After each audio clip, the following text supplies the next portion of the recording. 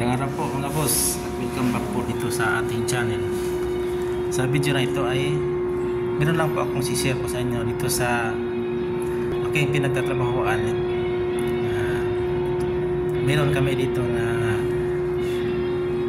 itong mini powerhouse para itong cut out, kasi meron pang main na powerhouse na malaki na mayroong power na supply ng malalaking transformer galing sa Bico, at meron ding kung halimbawa mayroong burnout ay meron ding galing sa generator na malalaking makina. Yan po mga boss.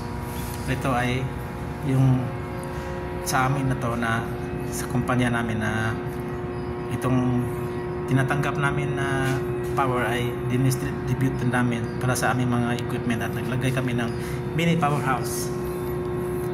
Ito po yung mga laman niya po mga boss. Ito po yung dating ginagamit na transformer, itong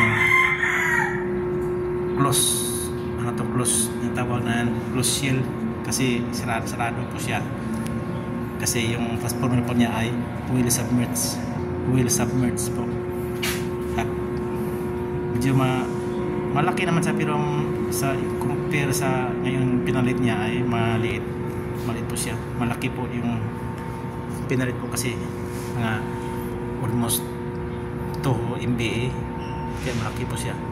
Pero ano siya, yung dry type, open na yung kanyang closure, kasi wala siyang oil mga boss.